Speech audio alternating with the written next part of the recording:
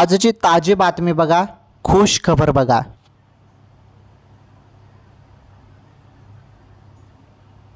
योजनेबाबत 1500 रुपये सुरू.